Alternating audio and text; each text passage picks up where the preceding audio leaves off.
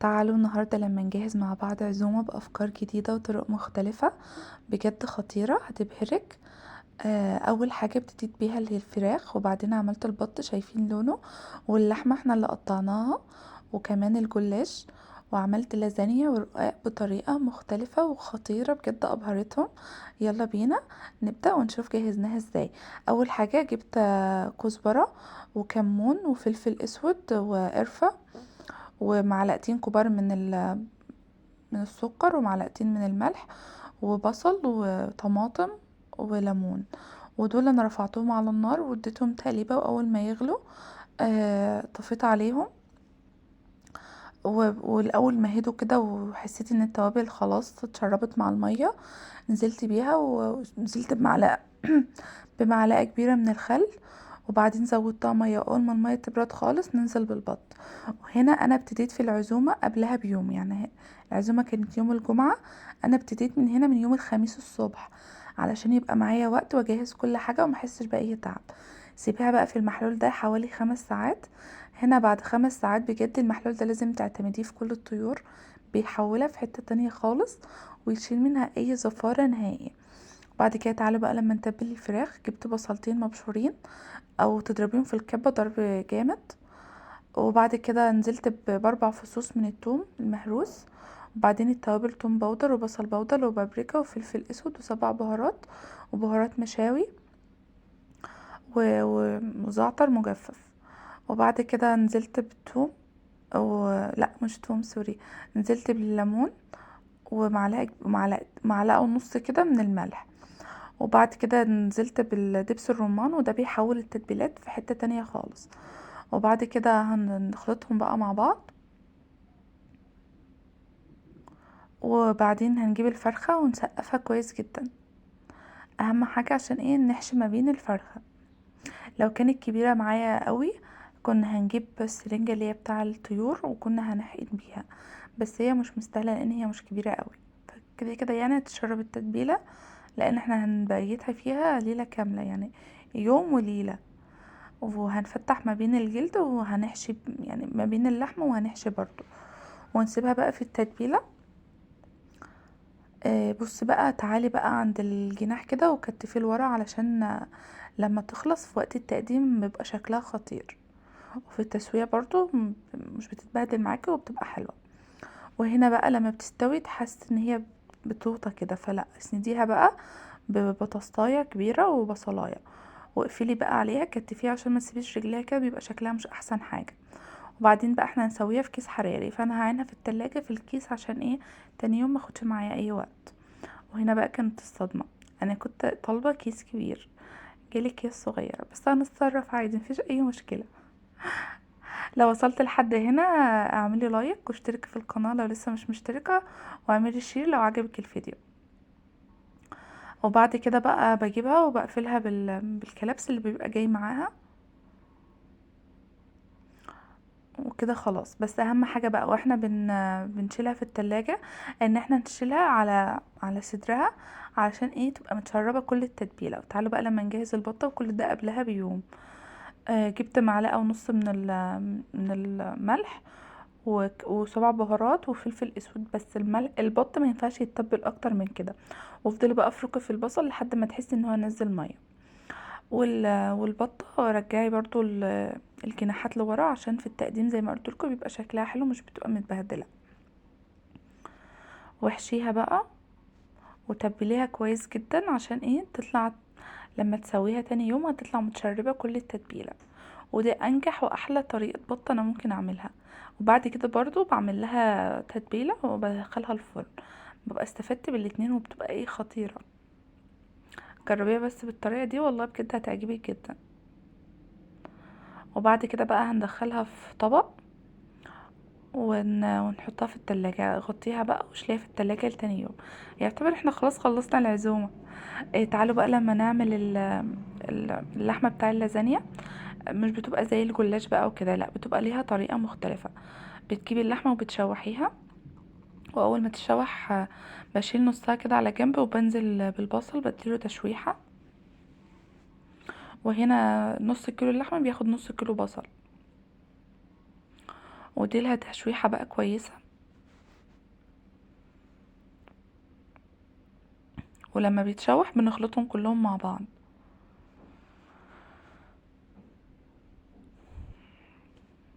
انزلي بقى بنص معلقه من الفلفل الاسود، ونص معلقه من السبع بهارات، ونص معلقه من البابريكا، ونص معلقه من بهارات اللحمه، ومعلقه من الملح.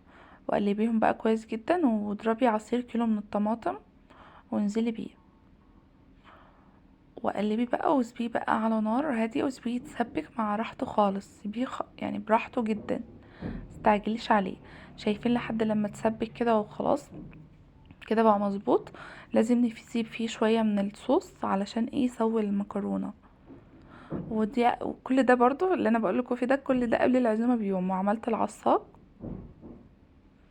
وهحشي كمان الجلاش واشيله متشال في التلاجة. كده خلاص خلص معايا. هنشيله بقى في علبة ونشيله في التلاجة جاهز لتاني يوم، علشان معرفش اعمل اللازانيا قبلها بيوم. فجهزيها وتبقى جاهزة ايه على التقديم على طول. بصي بيسهل عليكي جدا، تاني يوم بتقومي تسوي بس، فبتحسيش باي مجهود ولا اي تعب، وبتبقى قاعده مع ضيوف كده رايقه كده، ومش وراكي اي، مش حاسه بتعب كده، ولا انتي مجهده ولا كده. وبعد كده تعالوا بقى لما نعمل الجلاش، واحنا ده عملناه معاكم كتير فما حبيتش ان انا اطول. بنزل بورقتين عشان لاول مره يشوفني، بنزل بطبقتين، وبينهم دهنه من السمنه او الزبده او ميكس. انا بحب بصراحه اعمل ميكس ما بين الزيت والسمنه، بيبقى اخف. وبنزل بقى بعد بنزل بنص طبقه الجلاش، بنزل باللحمه وبعدين بالنص التاني، والورق الزياده بدخله لجوه عشان يبقى شكله ايه لطيف. وانا عملت نص اللحمه، والنص التاني هنعينه في التلاجة لتاني يوم، لان الرقاق برضو ما ينفعش يتعمل قبلها بيوم. انا بقول لكم على الاصناف اللي انا بعرف اجهزها قبلها بيوم، وبيبقى طعمها احلى اصلا. وبقطعها ايه مثلثات كده بطريقه يعني بتدي طريقه مختلفه كده، وبيبقى شكلها حلو. وبس كده عينيها بقى لفيها بستريتش وعينيها في التلاجة. وده النص المتبقي هنعينه في علبة برضو ونشيله في التلاجة. وكده خلاص. تاني يوم بقى، اول ما صحيت من النوم، انا صحيت من النوم حوالي الساعة 8:30. حبيت ان انا اجهز بدري عشان ايه ما بقاش متوترة. فتحي كتير بقى عشان الكيس صغير، فتحت كتير ونزلت بكوباية من المية، وحطيتها في الفرن على درجة حرارة 200. اول ما غلت هديت النار، بقت على درجة حرارة 180. واسيبيها براحتها بقى، كل شوية بص عليها، لو محتاجة انزلي في الصينية بمية. وبس كده. نزلت البطة بقى، غليت المية ونزلت بورق لوري، ورق لوري. واول ما غلت نزلت بقى بفلفل اسود وسبع بهارات وشوية سن، كل ده سنة صغيرة بس كده للشوربة. وبعدين شلت الريم الزيادة وغطيت عليها ونسيبها تستوي براحتها. وهنا اللحمة بقى انا جايباها قطع، لان انا حابة انا اللي اقطعها في الاخر، بحب انا اللي ببقى متحكمة فيها. وننزل عليها بقى بالتوابل، بهارات لحمة وسبع بهارات وفلفل اسود وورق لوري ومستكة وحبهان واتنين كده من القرنفل وحتة صغيرة من القرفة والملح. انا هنا نزلت بالملح عشان ده حل الضغط، ومش هفتح عليها بقى تاني. فحطيتها بقى كلها مرة واحدة. واول ما استوت، هي اخدت معايا 20 دقيقة. اول ما استوت طفيت عليها وسبتها بقى، لان كانت خلصانة الساعة 9. فانا سبتها بقى في الشوربة بتاعتها، لان اللحمة كل ما بتفضل في الشوربة كل ما بتبقى احلى. تعالوا بقى لما نجهز البشاميل بتاع اللازانيا. نزلت بحوالي رتل كده من اللبن، وعليه معلقتين كبار من الدقيق وكوباية كبيرة من الشوربة، ومعلقة كبيرة من الزبدة، ونقلبهم بقى كويس على نار هادية. اهم حاجة ما تشيليش ايدك من البتاع ده عشان ما يكتلش. وانزلي بقى بنص معلقة صغيرة خالص من الفلفل الاسود والسبع بهارات والملح، وانزلي بمعلقتين كبار من الكريمة، بتحولها في حتة تانية. وشايفين هو ده القوام المطلوب، لا خفيف ولا تقيل. ودي اللازانيا، انا جايبه لازانيا الملكه. وبجد الطريقه دي انجح طريقه ممكن تعملي بيها لازانيا، بتبقى خطيره. اوعي تفرشي في الاول مكرونه لانها تتحرق منك. فانا بفرش اول حاجه لحمه، وبعد كده برص اللازانيا. هنفتح اللازانيا مع بعض والمكسور، ما تقلقيش منه خالص، لان احنا لسه كده كده هنكسر ونكمل بيه البواقي. فرصي بقى وما ترصوش واحده جنب واحده، لا ركبيهم فوق بعض. شايفين المكسور اللي هناك ده؟ المكسور بقى هكمل بيه، يعني متقلقيش لو في اي حاجه مكسوره، كده كده اصلا مفيش حاجه بتبان. وبعد كده تنزلي بعد ما تخلصيها تنزلي بطبقه تانية من اللحمه. احنا مش بنكتر، بتبقى طبقه خفيفه من اللحمه.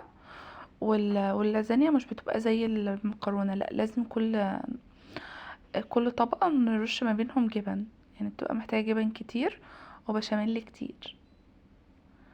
انزلي بقى بطبقه بسيطه كده بجد على فكره اللازانيا اسهل واحلى من المكرونه، خطيره. يعني لو عندك عزومه بتبقى حاجه مثلا مختلفه عن المكرونه واخف واحسن من المكرونه. انزلي بقى بطبقه من البشاميل. وبعد كده اهم حاجه كله يبقى سخن، عشان ايه؟ المكرونه معايا مش مستويه، فلازم ايه كل حاجه تبقى سخنه. إيه بعد ما نزلت برشة من الجبن، نزلت بقى باللازانيا ورصيتها تاني. وبعدين طبقة، بصي كرري بقى كده لحد لما اللازانيا واللحمة يخلصوا. انزلي بقى بطبقة تانية من اللحمة، وبعدين بشاميل، وبعدين جبن، وبعدين لازانيا. افضلي بقى ماشية ايه بالترتيب ده.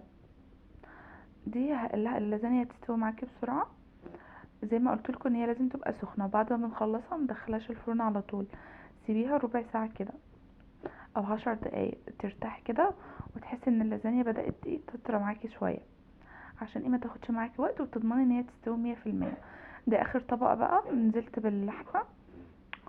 انا حبيت ان انا اميزها ان هي تبقى بشاميل، ان هي تبقى لازانيا. فبنزل بالبشاميل وبفضل ايه اعمل عليه خطوط كده، بحيث ان اللحمة تبقى ظاهرة كده وباينة. وبعد كده ده الجبن، ومش هدخلها دلوقتي، لما هنسيبها ترتاح. وبعد ما ترتاح بدخلها الفرن على اعلى درجة حرارة. وبعد اول ما بتغلي بهدي عليها النار بقى واسيبها براحتها. وبعد كده بنزل عليها، ما بنزلش في الاول بالجبن عشان تفضل معايا ايه طريه وبتمط. بعد كده البطه كده خلاص كانت استوت معايا برضو، وسبتها لما بردت وهدت، لان زي ما قلت لكم ان احنا كنا لسه بدري. بعد كده بجيب شويه من الكاتشب، والكاتشب احسن من الصلصه، بيبقى فيه نسبه سكر وبيديها تحميره حلوه. بعد كده نزلت بصوص دبس الرمان. وما حبيتش ان أنا انزل بالصويا صوص، دبس الرمان احسن. بعمل ميكس التوابل ما بين الفلفل الاسود والسبع بهارات والبابريكا والملح. الميكس ده بيبقى خطير لاي طيور. وبرش عليها اول قبل ما تدخل وبعد ما بتطلع. وكده خلاص. وهنا شايفين بقى لونها خطير، يعني انت ممكن اصلا ما تحمريهاش كده، يعني ممكن ما تحمرهاش تاني لان لونها اصلا حلو. بس انا حبيت ان انا اديها لون زياده، فعملت شويه من البابريكا. لا بابريكا ايه، سوري. شويه من ده كاتشب وصويا صوص. انا حبيت ان انا احط صويا صوص عشان يديها لون اكتر. وشويه من دبس الرمان، وهنا بيبقى في التلاجة فبيبقى صعب شويه. وبديلهم دهنه بقى كده، وبدخلها تحت الشوايه خلاص استوت.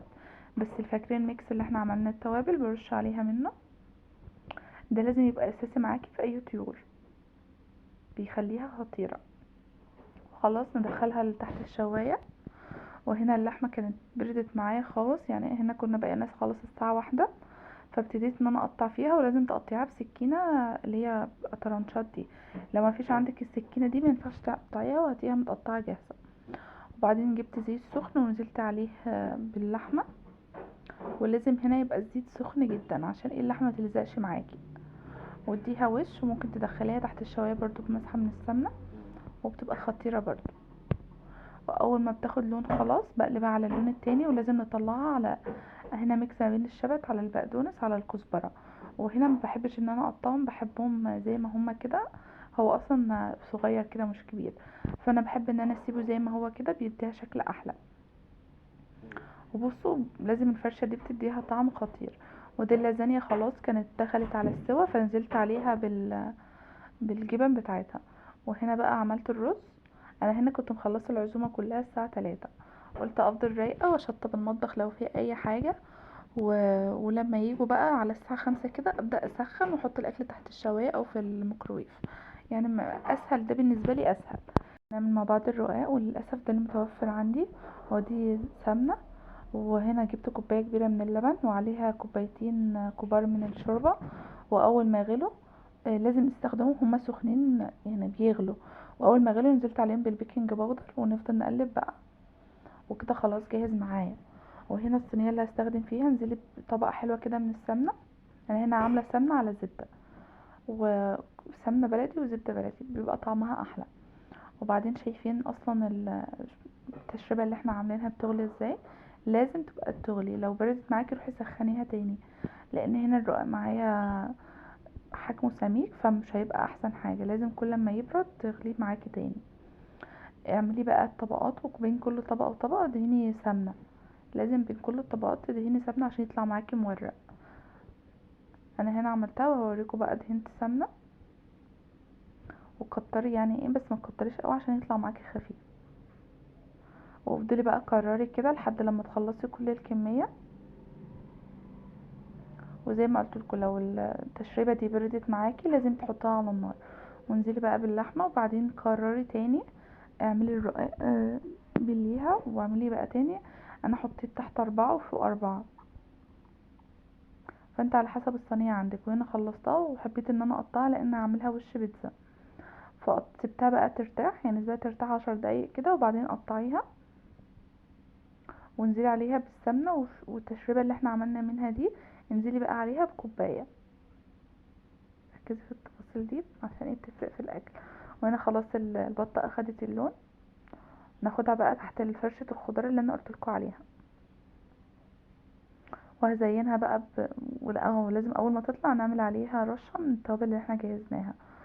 وهنا خلاص زينتها، بس بعد كده هزينها تاني بالبرتقال. وبعدين دي الفرخة، شايفين لونها خطيرة.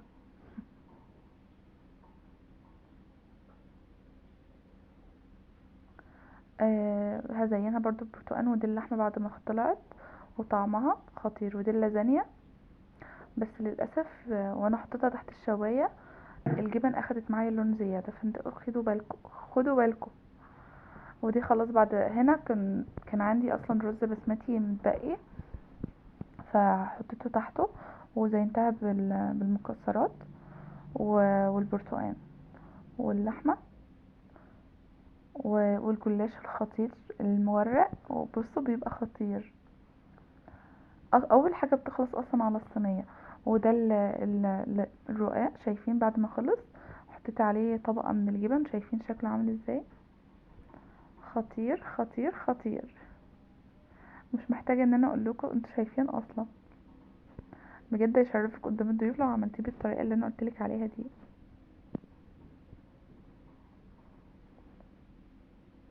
انا بقى كنت فرحانة بيه خطير. ودي السفرة كاملة، ما اخدتش معايا وقت ولا اخدت معايا مجهود، وبجد خطيرة.